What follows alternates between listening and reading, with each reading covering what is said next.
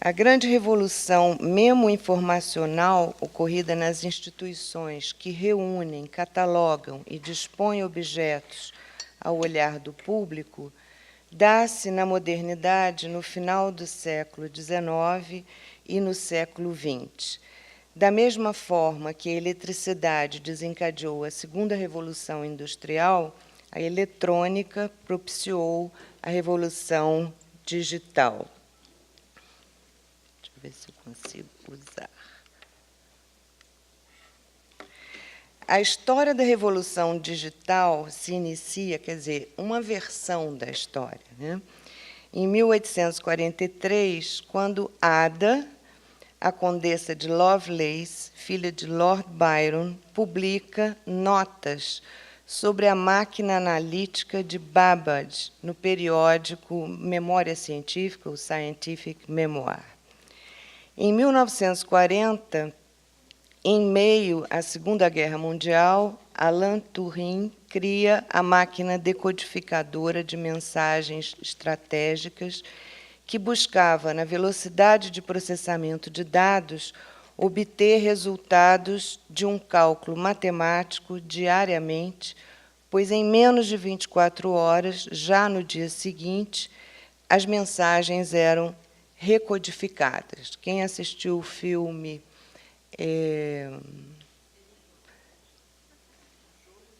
O Jogo da Imitação vai lembrar dessa história.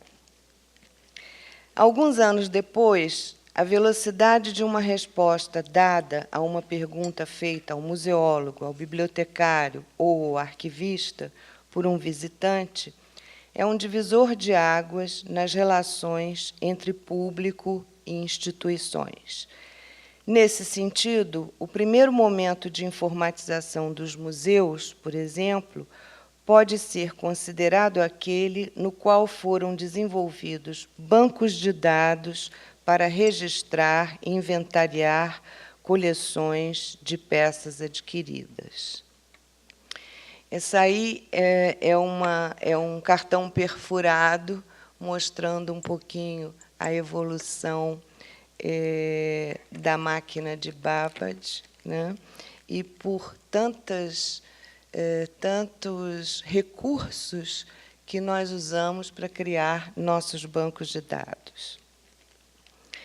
O sistema de catalogação, independente de sua tecnologia de construção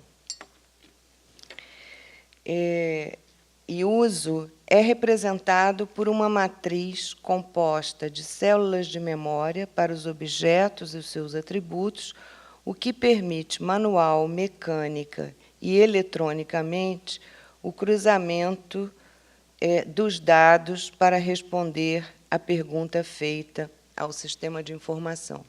Então, nessa sequência de imagens, a gente tem uma máquina de cálculo, né, a mais veloz que podia ser à época, um recurso intermediário, que é o cartão perfurado. Depois disso, nós tivemos alguns outros recursos, e essa imagem que significa quase que uma interação direta da máquina com o mundo real. A tela projeta a continuidade da mesa e da sala onde o equipamento está, né, localizado. Até os anos 90 do século XX, o ambiente de produção e uso de programas desenvolvidos para organizar dados era restrito aos especialistas em informática.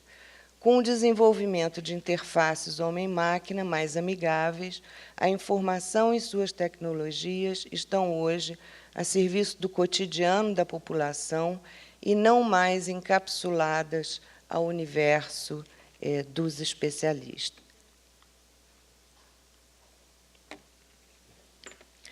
Inscrever no mundo digital toda uma cultura pautada pela tecnologia da escrita gerou, como nós vimos hoje aqui, inúmeros empreendimentos de digitalização de acervos de várias naturezas, sob o mote da salvaguarda patrimonial da memória da humanidade.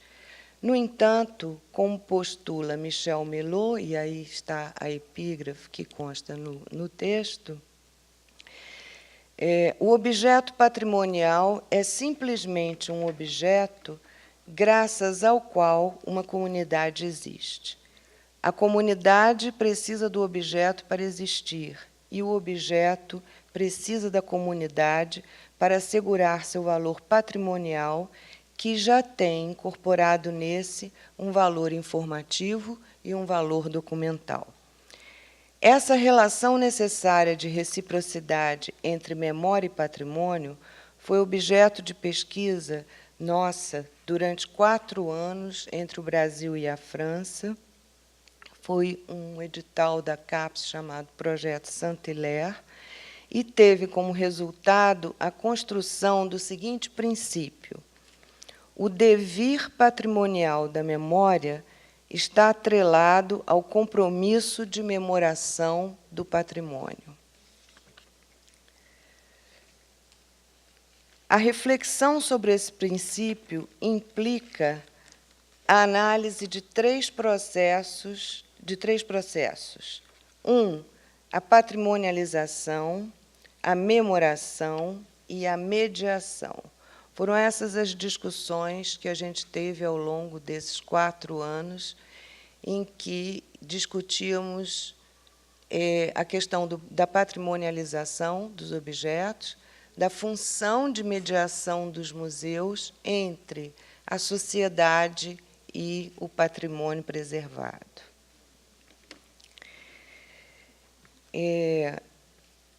Eu escolhi, então, essa imagem, que pode ser, segundo o Sayão está aí ainda, não sei, um reuso do site do Memorial de Resistência, aqui de São Paulo, para tentar esclarecer e explicar essa relação entre a patrimonialização, a memoração e a mediação.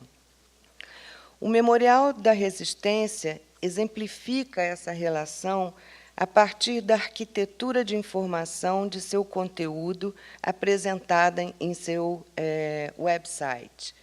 Quer dizer, é importante, quando a gente pensa em arquitetura de informação para um website, pensar se a gente quer, com aquele website, apenas comunicar, e aí ele seria mais um hot site do que um website, ou se esse website tem uma intenção de memória, ou seja, de preservar no seu espaço informações caras à instituição, para que ela não tenha que guardar isso em outro lugar. Então, já ficaria guardado na dinâmica de atualização do conteúdo do próprio website.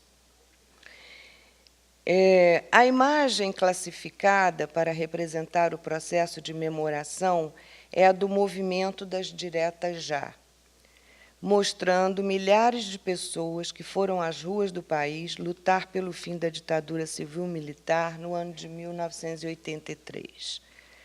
A patrimonialização, ou a ação de patrimonializar, que o francês chama de mise en patrimoine, e a de memoração, mise en mémoire, se dá com a coleta de testemunhos dos cidadãos e cidadãs que participaram daquele ato político e de suas consequências.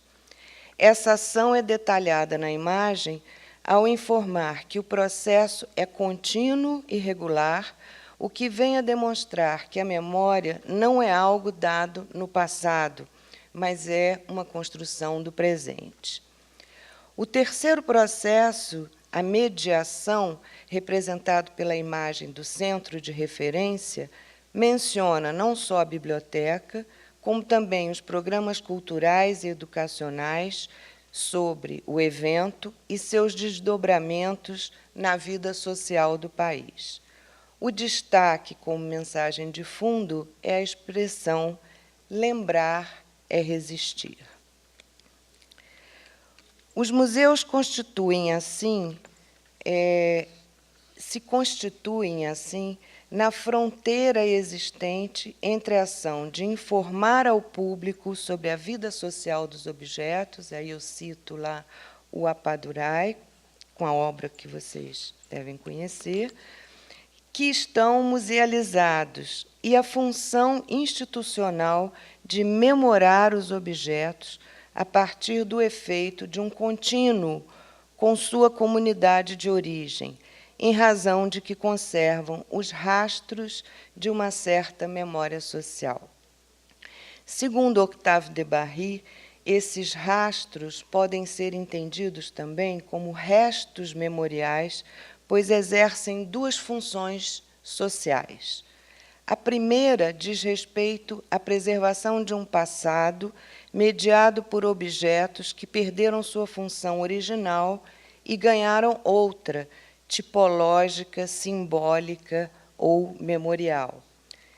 Já a segunda função dos restos refere-se à ideia de que estes, ao serem recolhidos ao museu ou valorizados como patrimônio, ajudariam a sociedade a se separar e se libertar de um passado incômodo, favorecendo, desse modo, o esquecimento tão necessário ao funcionamento da memória. Na verdade, aqui o discurso do de Barry é de que o museu pode exercer essa função de nos retirar de um luto, vamos dizer assim, e nos libertar de criar novas questões e deixar um pouco o passado de lado. Então, ao mesmo tempo que o museu facilita a lembrança através da recordação por meio dos seus objetos, eu me lembro também de um filme, não é, em que o casal briga e ele tira todas as memórias da cabeça dele, né? E quando ele se arrepende, ou ela, já não me lembro, o que faz com que eles tentem voltar são os objetos, da mesma maneira que, só jogando fora todos os objetos da casa, eles conseguiriam esquecer as pessoas. Brilho eterno de uma mente sem lembrança. Mas seria uma função intencional dos museus ajudar a sociedade a se libertar do passado? No caso do Memorial de Resistência, os objetos que são abrigados na instituição são efêmeros, porque são memórias. Essas memórias individuais transformam-se em testemunhos registrados com valor documental e podem, então, ser consideradas rastros, no sentido de pistas de memória, ou restos arqueológicos de uma era, momento ou instante. Talvez o público, com seus testemunhos, possa responder se os museus nos ajudam a lembrar e também a esquecer o passado. A tecnologia de imagens permitiu aos museus duplicarem-se, agregando ao banco de dados descritivo as imagens dos objetos sob sua guarda. Com o desenvolvimento das mídias digitais, o CD-ROM no início, e o avanço dos scanners, que chegam hoje a reproduzir a tridimensionalidade do objeto, as perguntas lançadas na última década ainda permanecem sob observação. E algumas questões foram colocadas aqui hoje, durante o nosso encontro. Pode um museu ser virtual? Como fica a autoria e a autoridade do objeto, no sentido em que Walter Benjamin expõe a perda da aura do artefato original em função de sua reprodutibilidade técnica?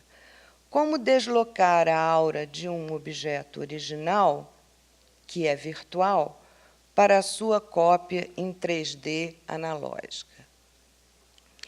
Então, os patrimônios nascidos ou natos digitais, eles são virtuais. E quando acho que a última apresentadora disse do cinema, da Cinemateca, que preservava o filme na película, ela estaria fazendo o jogo inverso.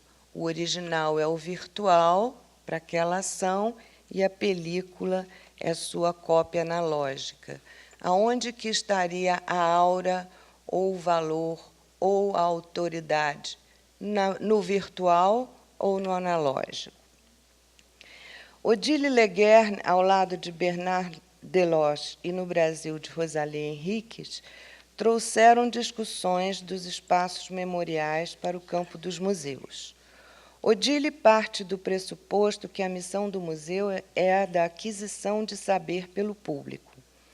Para demonstrar sua tese, a pesquisadora analisa como se dá essa aquisição em dois espaços: durante uma visita presencial ao museu, espaço sensível, experimentado com o corpo e os sentidos, e, dois, em uma visita virtual, espaço cognitivo, constituído pela arquitetura de navegação do site do museu. Sob aportes teóricos da linguística, Odile considera que a visita presencial, pelo percurso, pertenceria ao eixo sintagmático da linguagem expográfica. Já a visita virtual, em função do acesso direto que o usuário tem à obra, representaria seu eixo paradigmático. Do ponto de vista da semântica, na oposição entre tipo e ocorrência, a apresentação virtual em fundo neutro, às vezes com vinhetas, às vezes com legendas, transforma o objeto em tipo, ou seja, representante de uma classe, enquanto na visita presencial o objeto é entendido como ocorrência, por suas características únicas no âmbito do discurso. Odile conclui que a descontextualização do objeto, quando se passa da visita presencial para a visita virtual, permite a criação de projetos de narrativas diferentes daquelas pensadas pelos idealizadores do espaço expositivo. Isso reforça a ideia de complementariedade entre a memoração somática, oferecida pela visita presencial, e as múltiplas possibilidades discursivas da visita cognitiva virtual, alcançando ambas as visitas o objetivo principal do museu, que, segundo Odile, é o de produzir saber para o público. Na Bienal aqui de São Paulo, o site permite que a gente construa uma coleção pessoal, que seria a minha memória da Bienal. Então, estaria um pouco dentro dessa questão elencada pela Odile. Mas não seria esse o único objetivo, um limitador aos diálogos que o museu pode travar com seu público? Após a informatização das coleções e a criação de websites de museus, quer seja na forma de folheto eletrônico como propaganda para visitar o museu no espaço urbano, quer seja o próprio museu já nascido digital, surgem dois fatos importantes, a meu ver, de caráter quase que revolucionário, que se relacionam à tecnologia digital. O primeiro, relativo às coisas e à tecnologia, refere-se ao exemplo da produção de uma cópia analógica a partir de um original virtual com os scanners e impressoras em 3D. A construção da réplica analógica de Nefertiti, acho que eu tenho ela aqui, realizada por um dos mais importantes institutos de pesquisa aplicada em visual computing, o Fraunhofer IGD, levou 7 minutos para ser produzida em 3D e pode ser vista no canal do YouTube.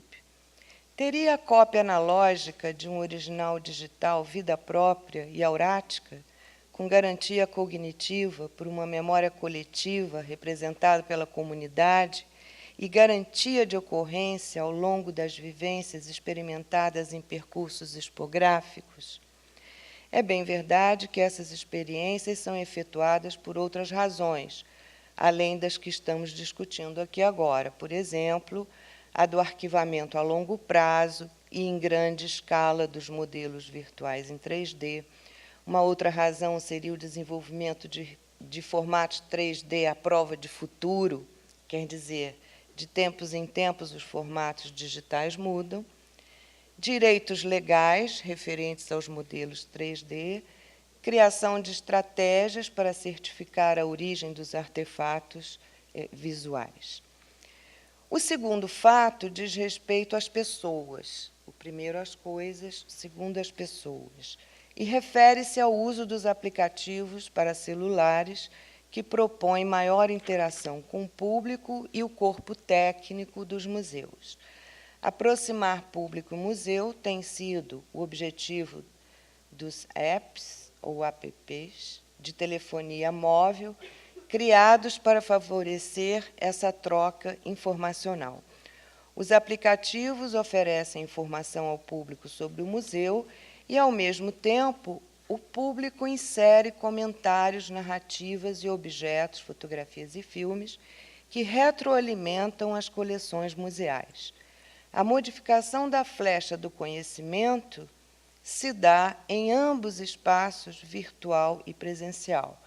Se anteriormente era apenas um museu que gerava conhecimento para o público, como defendeu Odile Leguer em sua relação às visitas presenciais, corpo em movimento e aquelas virtuais, agora o público produz também conhecimento para o museu. De certo modo, o Museu da Pessoa inaugurou a transferência de narrativas pessoais para o espaço público do museu com o mote: conte sua história, monte sua coleção. Mas, sem dúvida, as tecnologias móveis, ao lado de redes sociais, impulsionaram o que faltava para que a população, que já domina os aplicativos, possa agora musear no sentido de interagir e sugerir, por exemplo, a aquisição de novos objetos também representativos do patrimônio cultural de grupos sociais. O olhar mais crítico surge a partir do domínio dos sistemas de informação, das interfaces cada vez mais sofisticadas e das linguagens na relação do museu com seu público, principalmente no âmbito da chamada museologia social. O movimento de defesa patrimonial do antigo Museu do Índio, que ficou conhecido como Aldeia Maracanã, no Rio de Janeiro, e os movimentos Ocupa Minc e Ocupa Escola, vêm demonstrando que a insistência da população ao resistir à desistência do poder público, vem demonstrando que a insistência da população ao resistir e à desistência do poder público ao aceitar voltar atrás são possíveis. A articulação das pessoas ao longo das citadas manifestações sociais só foi possível porque elas trocavam mensagens, fotografavam e filmavam com seus celulares. Essas vozes e imagem constituíram, assim, narrativas memoriais armazenadas nos pequenos museus individuais digitais, que são os nossos celulares. Tanto presenciais quanto digitais, as manifestações proporcionaram transformações políticas reais resultantes da mobilização. Mas, enfim, o que pode mudar nos museus? Qual é o impacto do uso de aplicativos ou aparatos técnicos que convidam o cidadão a participar da experiência museal, acrescentando à narrativa curatorial, geralmente vertical e institucional, as narrativas populares de cunho horizontal social? Então, eu vou apresentar 2 estudos de caso, rapidamente, que vão mostrar, um no Canadá. Aliás, o Canadá está em voga hoje, né? Esse foi um estudo de caso que a Cecília Tardy fez, foi minha companheira de pesquisa lá no Projeto Saint-Hilaire, e ela vai... Eu não tenho muitas imagens, eu acho que essa é uma imagem lá do Canadá. Qual foi a experiência que a Cecília teve no Canadá? O título do artigo dela, que vocês podem consultar online, né, tem as referências, depois, se der tempo, eu passo. A mediação de autenticidade dos substitutos digitais. Ela vai discutir essa questão dos objetos digitais serem substitutos dos originais e sobre a questão da autenticidade. Ela nos relata o caso do Museu Canadense da História Social, MACOR, que desenvolveu um aplicativo para iPhone que consiste em fazer o visitante projetar as imagens dos arquivos Notman, na cidade de Montreal, no local original onde as fotografias do acervo foram feitas. É um acervo fotográfico sobre a paisagem e a cidade de Montreal. Os substitutos, fotos originais da paisagem da cidade, são colocados no mesmo mundo de origem das coleções fotográficas que representam. O museu captura a matéria urbana em vez de evocá-la por meio de rastros de memória da cidade. A nova imagem do tempo presente, obtida pelo público, vai atualizar a coleção do museu para o futuro, ampliando o patrimônio fotográfico da cidade e do país com a produção de um novo conhecimento dos arquivos Notman, em sintonia com o Google Maps. Tardy nomeou essa experiência museal com o conceito de memorama, em contraponto à ideia de panorama. Massoni descreve a análise realizada sobre o aplicativo para celular. Isso já é outra coisa. Bem, então, só fechando aqui, essa experiência do Canadá são turistas ou pessoas da cidade que visitam e vão a pontos específicos, pinos colocados pelo projeto, em que eles vão estar na mesma posição que as fotografias do acervo museológico foram tiradas. E o público atualiza essas imagens, e essas imagens voltam para o acervo, voltam para o museu e passam a fazer parte do arquivo. A segunda experiência não é uma experiência museal, mas é uma experiência de cidade. É uma experiência em Porto Alegre, com um aplicativo chamado Porto Alegre Guide. Esse aplicativo teve por intuito não citar todas as informações disponíveis no Porto Alegre Guide, mas analisar de que modo ele constrói e caracteriza a cidade de Porto Alegre. A cidade marca um território de lembranças e esquecimentos com um trajeto que, ao ser criado coletivamente pelos moradores no aplicativo, induz o turista a percorrer partes específicas de Porto Alegre e entrar em contato com memórias selecionadas. Pode-se sugerir que, ao percorrer a cidade em sua representação digital, também deixamos rastros informacionais de nossa passagem.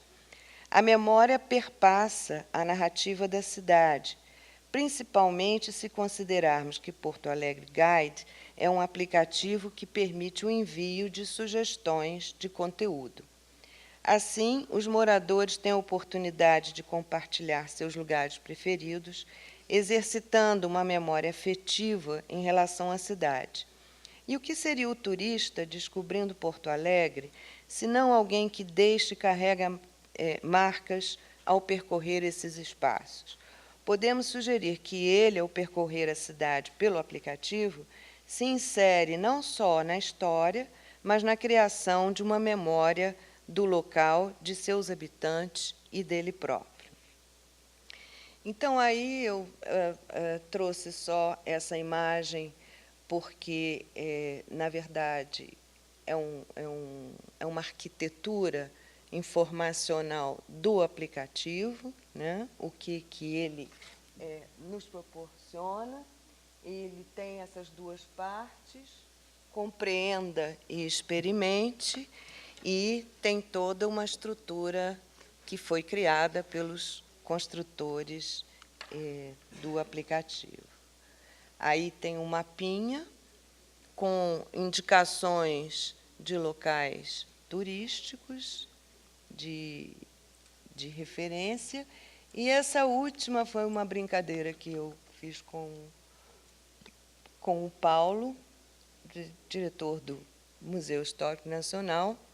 Ele falou, não, eu tenho um aplicativo, vou mandar para você, o das carruagens. Eu digo, então eu vou encerrar minha fala com as carruagens do Museu Histórico Nacional, e que é um exemplo, se não estou errada, de uma realidade aumentada, porque o aplicativo permite que você veja o condutor da carruagem, o pajem abrindo a porta e fechando, etc. Então, para finalizar, eu procurei traçar aqui um percurso investigativo muito rápido sobre as fronteiras da informação e da memória social nos museus. Apresentei uma versão histórica do nascimento do mundo digital, apontando que ele se revela no século XIX com uma mulher à frente das primeiras experiências com equações matemáticas e equipamentos já naquela época considerados digitais, até os dias de hoje, no século XXI, em que a convergência de mídias nos brinda com aparelhos celulares e os aplicativos que mudaram o jeito de ser da maioria das pessoas e estão mudando também o dos museus. Em seguida, discutimos a contribuição dos museus como mediadores no processo de valoração dos objetos que podem ser considerados rastros de memória de certas comunidades, e com a pergunta, seriam esses rastros meramente restos? Em relação à dinâmica da vida dos sujeitos e dos objetos, diríamos que restos são meramente metafóricos. Se há um ciclo de transformação, os restos são também a origem, o início, e seu status não é somente o fim, mas também o começo. Como pensamos e passamos a vida tentando encontrar sua finalidade, a ideia de ciclo, tão comum nas cosmogonias originais, apazigua, talvez, o desconforto de lidarmos com o fim da vida. A morte pode ser um recomeço, ao menos um breve intervalo para que tudo se recicle e se acomode. Diante das questões aqui abordadas e que envolvem temas como rastros e restos de memória, narrativas digitais, originalidade, autenticidade, cópias analógicas e experiência informacional nos museus, sugerimos que os museus, principalmente aqueles de caráter histórico, se aproximem mais da cidade em que estão inseridos. Por exemplo, o Museu Histórico Nacional e os novos espaços turísticos e de lazer da cidade do Rio de Janeiro, a Praça Mauá, a Praça 15, a Avenida Rio Branco. O que haveria no acervo do Museu Histórico Nacional que poderia dialogar com esses pontos turísticos ou esses pontos de memória do Rio colonial? Talvez o público possa contribuir ao dar respostas mais rápidas e diretas aos museus. Muito obrigada. Bom, boa tarde a todos. Inicialmente, eu gostaria de agradecer à comissão organizadora pelo convite para honrosamente sentar ao lado da Vera, que admiro bastante, e gostaria de parabenizá-la pela brilhante palestra, Vera. Gostei muito. Eu não sei, acredito que teremos em torno de 15 minutos para eventuais perguntas, em função do adiantar do tempo. E enquanto as perguntas não chegam, Vera, eu gostaria de fazer algumas poucas observações, e aí eu também tenho uma questão para você. tá bom? Que a gente pode conversar um pouco também junto com o público. Que é o seguinte, Vera, claro, brilhantemente você, ao final da sua fala, você faz uma síntese, basicamente, do percurso que você escolheu para fazer a exposição, ou seja, partindo de uma reflexão sobre os processos de patrimonialização, memoração e mediação, processos esses que estão diretamente ligados ao que vocês, quer dizer, o resultado da pesquisa que vocês alcançaram, né, junto com os parceiros franceses, a ideia do devir patrimonial e compromisso da memoração. Em seguida, você trata da mediação digital nos espaços presenciais e virtuais, para, enfim, pensar um pouco o papel desses dispositivos, sobretudo celulares. Acho que os exemplos que você trouxe aqui para a gente, ao final, tornam bastante evidentes e reais a aplicação de um debate que ele é inicialmente conceitual, mas que também ele pode ter um desdobramento no mundo aplicado, né? Então, a minha questão, Vera, está um pouco mais ligado àquilo que você traz na sua abordagem, que é a noção de rastro, né, que é um conceito bastante caro e bastante importante para os debates sobre a memória, sobretudo quando a gente pensa na obra do Paul Ricoeur, quando ele, sobretudo na condição histórica, em que ele realiza um estudo não só sobre o esquecimento e as diversas variações sobre o esquecimento, mas as distintas abordagens sobre esquecimentos, não só nas chamadas ciências neurais, né, mas também numa espécie de uma fenomenologia da memória, né? Então, o que o Paul Ricoeur aponta para a gente, basicamente, é que o rastro ele pode ser entendido em 3 grandes perspectivas. Então, inicialmente, a gente teria, então, um chamado rastro escrito, que, dentro de uma operação historiográfica, poderia ser chamado algo, ou entendido como algo como um rastro documental, né, no sentido pleno da palavra, o rastro psíquico, que tem a ver diretamente, então, com essa experiência da impressão essa que está associada a um fato que nos tenha marcado na nossa história, não só marcado, mas também um fato que provavelmente tenha sido chocante. Então, isso é uma referência ao que ele chamaria de um rastro psíquico. E, por fim, então, o que seria um rastro cerebral ou um rastro cortical, tratado, sobretudo, pelas neurociências. Quer dizer, ele aponta, então, essas 3 perspectivas para a gente poder pensar, então, o próprio conceito de rastro. Bom, aqui na sua palestra, então, você coloca que os dispositivos digitais eles possuem um potencial muito grande para reforçar essa relação entre memória e patrimônio, né? No entanto, não se trata somente de a gente investigar as possibilidades tecnológicas desses dispositivos, mas sim de a gente tentar reconhecer a fundo, teoricamente e de uma maneira aplicada, até que ponto esses dispositivos eles podem traduzir justamente esses rastros que são apontados pelo Paul Ricoeur, né? Eu acredito que a pesquisa que vocês implementaram inicialmente tinha um pouco como esse objetivo. Então, o que eu percebo também, Vera, é que nós temos algumas nuances dos rastros, né? São diferentes nuances desses rastros. Mas muitas vezes me parece que os dispositivos digitais eles possuem uma grande ênfase no processo de comunicação, que muitas vezes está associado, então, a uma instantaneidade da informação ou até, talvez, uma não permanência. Então, a minha pergunta, objetivamente, Vera, isso foi uma problematização inicial. Não fique nervosa, pelo amor de Deus. Eu que tenho que ficar nervoso do seu lado. A minha pergunta, objetivamente, é o seguinte: até que ponto esses dispositivos digitais eles enfrentam e lidam verdadeiramente com essas diferentes nuances?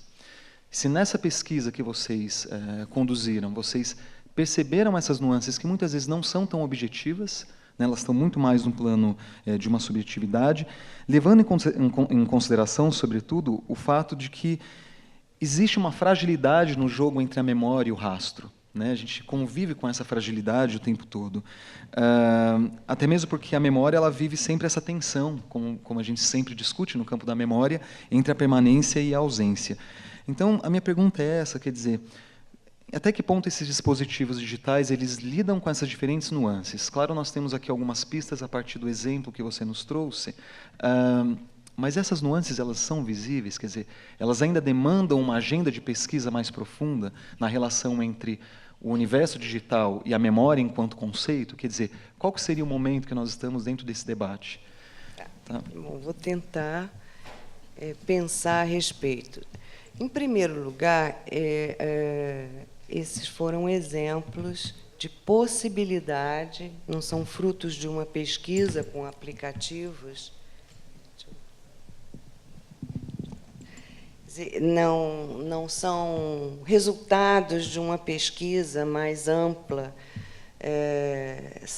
sobre essa questão da interferência ou do uso dos aplicativos para efetivar essa triangulação entre memoração, patrimonialização e mediação.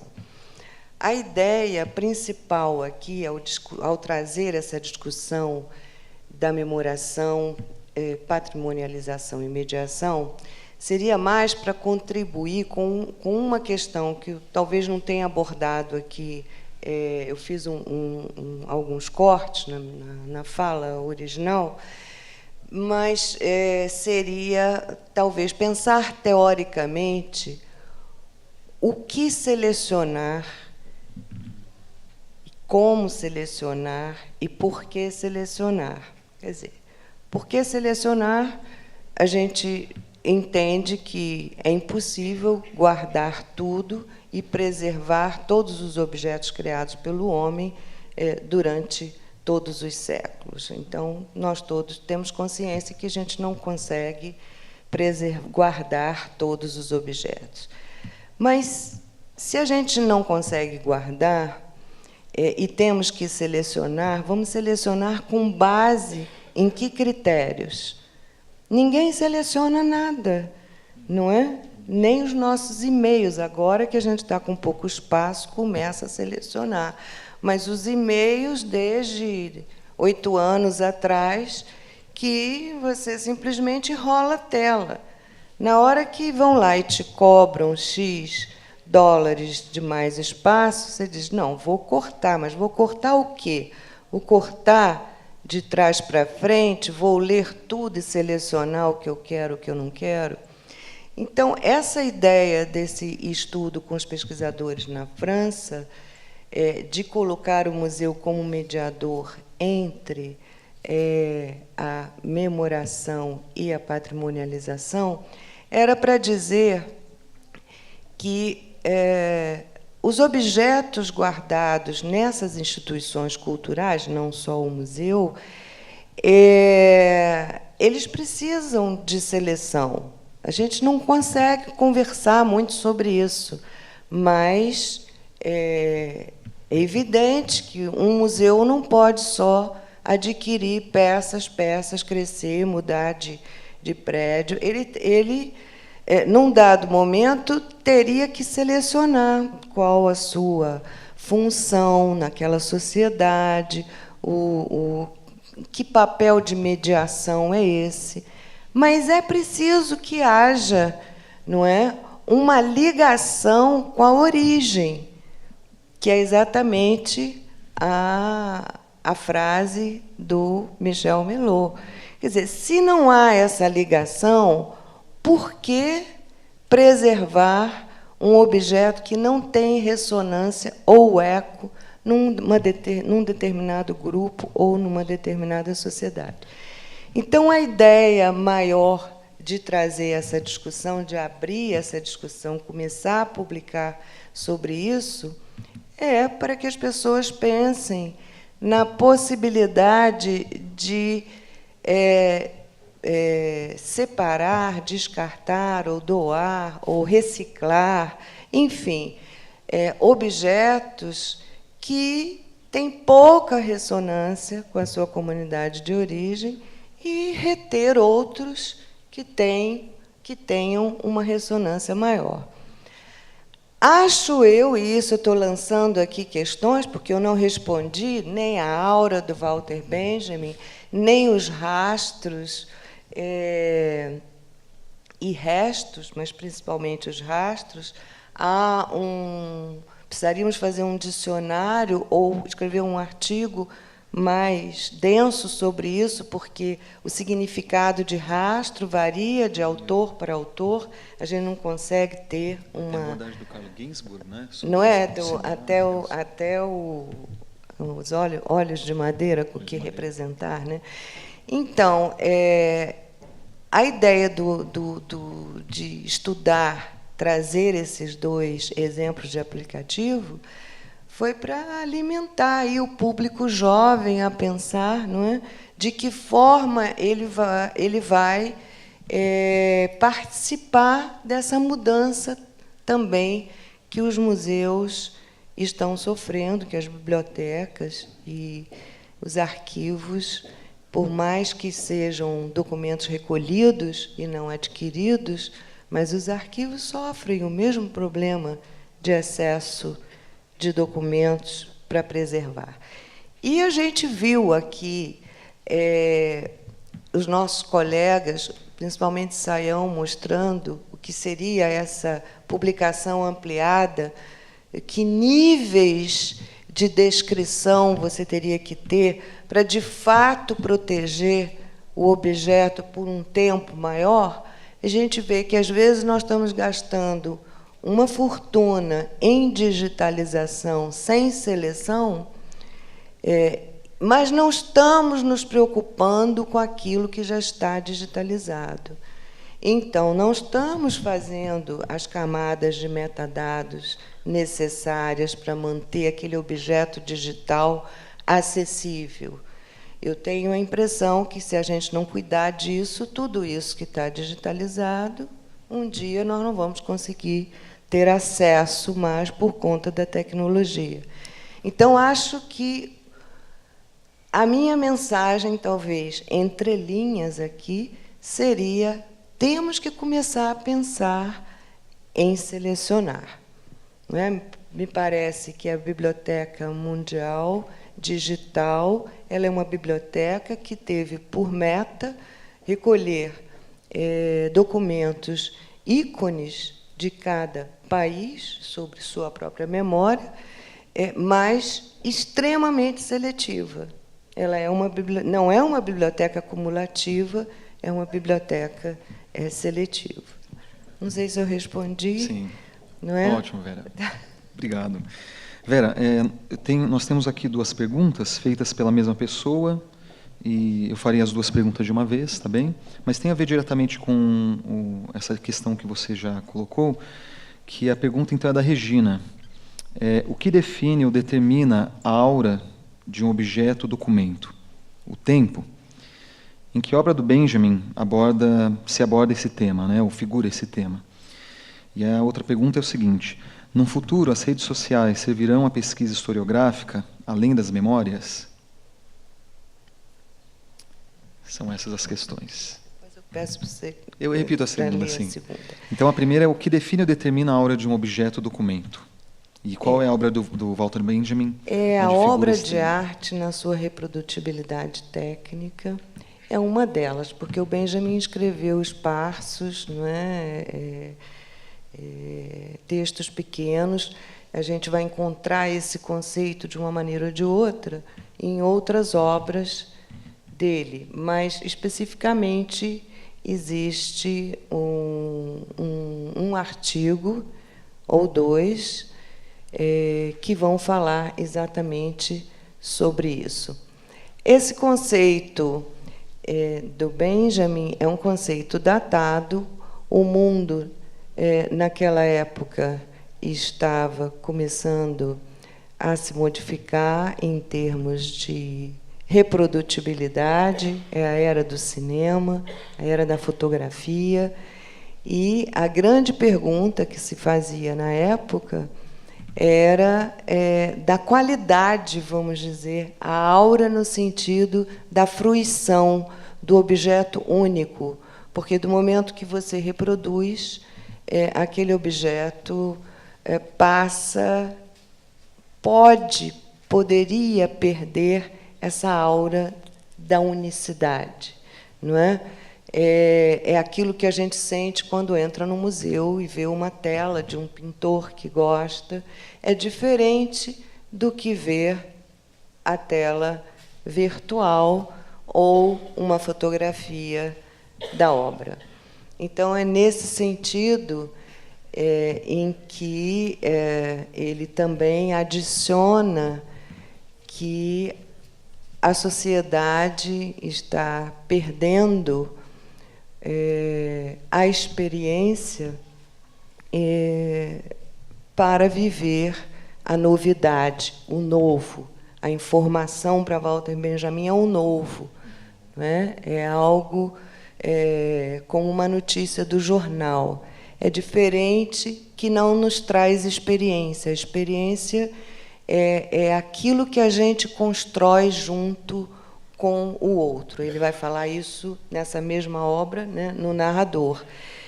Então, eu, por exemplo, questionei com os meus alunos, discutindo sobre isso, esse tema da aura e da experiência em Benjamin, que eu tinha tido uma experiência que eu ia relatar para eles da festa junina da minha neta, em que todos os pais, em vez de ouvirem o que as crianças cantavam, só fotografavam e filmavam, passando de um lado para o outro, fotografando, para postar para o futuro algo que tinha acontecido no passado, e abrindo mão da experiência de brincar com os filhos na festa da escola. Aí os alunos me responderam: professora, nós poderíamos fazer tudo isso, ter a experiência da brincadeira com os nossos filhos e fotografá-los e filmá-los. Isso já faz parte da nossa vida. Isso já pode ser considerado como uma experiência multifacetada, em que você dirige, conversa ao celular, ouve música, né, e espera que o guarda não passe para te multar. A segunda. A segunda pergunta, então, Vera: no futuro as redes sociais servirão à pesquisa historiográfica, além das memórias?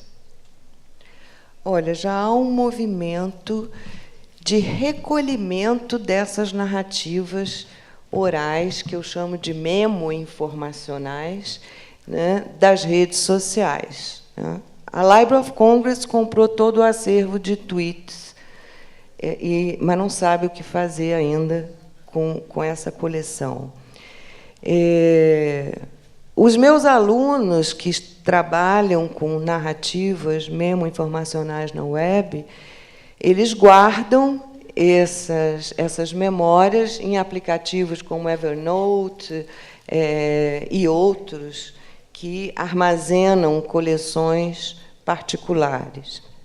Eu acho que a gente ainda tem muito esse desejo de acumular e de guardar, mas, sem dúvida, são fontes de informação memoriais, né, e que podem fazer com que a gente não esqueça, né, por exemplo, de um passado recente, que vivemos sob uma ditadura civil e militar, e que eu, pelo menos, pensei que não ia haver pistas dessa ideia outra vez, e, quem sabe, esses depoimentos do do Memorial da Resistência, ou esses